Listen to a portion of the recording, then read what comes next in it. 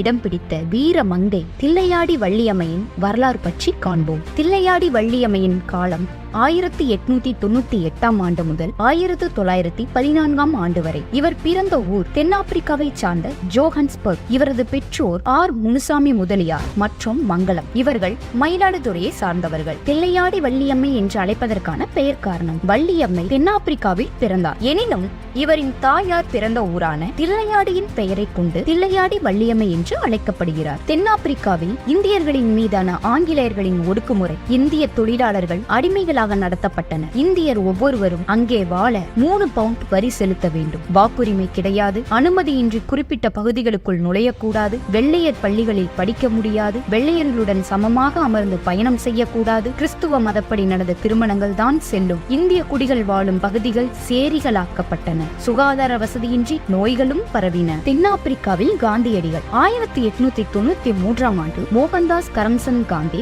தென்னாப்பிரிக்காவுக்கு சென்றார். தாதா அப்துல்லா கம்பெனிக்கான வழக்குகளை ஓராண்டிற்குள் முடித்து திரும்பும் எண்ணத்துடன் அவர் தென்னாப்பிரிக்கா சென்றார். அங்கே இந்தியர்களுக்கு இழைக்கப்படும் கொடுமைகளை அதை எதிர்த்து போராடவும் இந்தியர்களின் உரிமைகளை மீட்டுத் தரவும் காந்தி துணிந்தார். 1906 ஆண்டு தென்னாப்பிரிக்காவில் இந்தியர்கள் அனைவரும் ஆசிய விவகாரத்துறையிடம் தமது பெயரையும் கைரேகையும் பதிவு செய்து அனுமதி அட்டையை பெற வேண்டும் என்ற அவசர சட்டம் வெளியிடப்பட்டது. 1907 ஆண்டு இந்தியர்கள் டிரான்ஸ்வால் மாகாணத்திற்குள் நுழைவதை தடுக்க டிரான்ஸ்வால் குடியேற்ற நுழைத்தடுப்பு சட்டமும் இயற்றப்பட்டது. கேப் உயர்நீதிமன்றம் தீர்ப்பு. 1913 ஆண்டு மார்ச் 14 தேதி தென்னாப்பிரிக்காவின் கிறிஸ்துவ மத சடங்குப்படி திருமண பதிவு புத்தகத்தில் பதிவு செய்யப்படாத திருமணங்கள் செல்லுபடியாகாது என கேப் உயர்நீதிமன்றம் தீர்ப்பளித்தது. இதனால் அங்குள்ள இந்திய மக்கள் தங்களது மத வழக்கப்படி செய்து கொண்ட திருமணங்கள் அனைத்தும் செல்லாது என்றும் அவர் குழந்தைகளுக்கும் சட்டப்படியான வாரிசுரிமை இல்லை என்றும் தெரிவிக்கப்பட்டது. இந்த தீர்ப்பினை கண்டு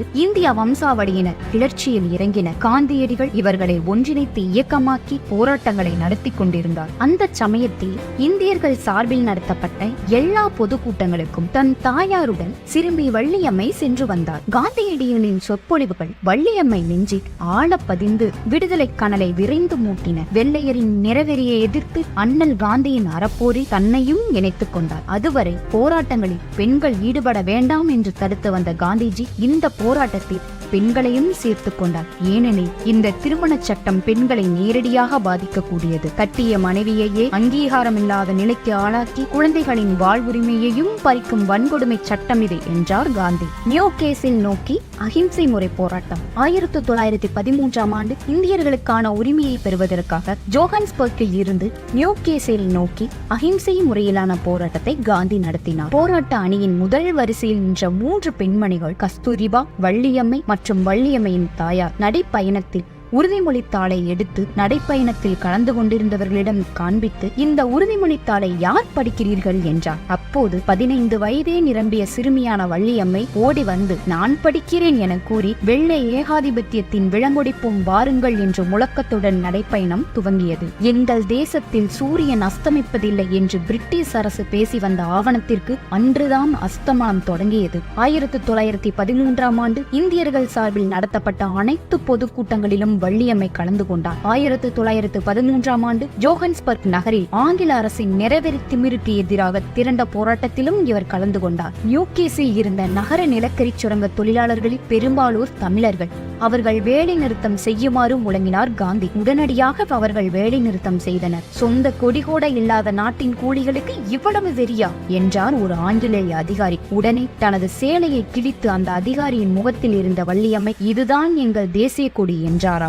சிறை வாழ்க்கை. டிசம்பர் 23, 1913 போராட்ட பெண்கள் தடையை மீறி டிரான்ஸ்வால் நகர எல்லைக்குள் நுழைந்த போது வால்ஸ் ரெஸ்ட் என்னும் இடத்தில் நடைபெற்ற அறப்போரில் வள்ளியம்மை உட்பட அனைவரும் கைது செய்யப்பட்டனர். 3 மாத கடுங்காவல் தண்டனை விதிக்கப்பட்டு அனைவரும் சிறையில் அடைக்கப்பட்டனர். சிறையில் வள்ளியம்மைக்கு கல்லும் மண்ணும் கலந்த உணவே தரப்பட்டது. இதனால் அவர் உடல்நலம் பெரிதும் பாதிக்கப்பட்டார். கடுமையான காய்ச்சலுக்கு ஆட்பட்ட அவருக்கு போதிய மருத்துவம் அளிக்கப்படவில்லை. சுகாதாரமற்ற சிறை வாழ்க்கை கடுமையான வேலை, போதுமான தூக்கம் இல்லாமை போன்றவை வள்ளியம்மையின் உடல்நலம் பாதிக்கப்பட்டது. உடல்நிலை மிகவும் மோசமான நிலையில் இருந்த காரணத்தால் உரிய அபராத தொகை கட்டிவிட்டு சிறையிலிருந்து விடுதலை பெற்றுச் செல் என்றார் சிறை அதிகாரி. அது சத்தியாகிரக போராளிக்கு இழுக்கு. செத்தாலும் சிறையிலேதான் சாவேன், அரசு விதித்த அபராத தொகையை கட்ட மாட்டேன் என்று வள்ளியம்மை மறுத்துவிட்டார். 1914ஆம் ஆண்டு பிப்ரவரி 11ஆம் தேதி உடல்நலக்குறைவின் காரணமாக சிறையிலிருந்து விடுவிக்கப்பட்டார். மிகவும் பலவீனமான நிலையில் இருந்த அவரை ஒரு ஜமக்காலத்தில் கிடத்தி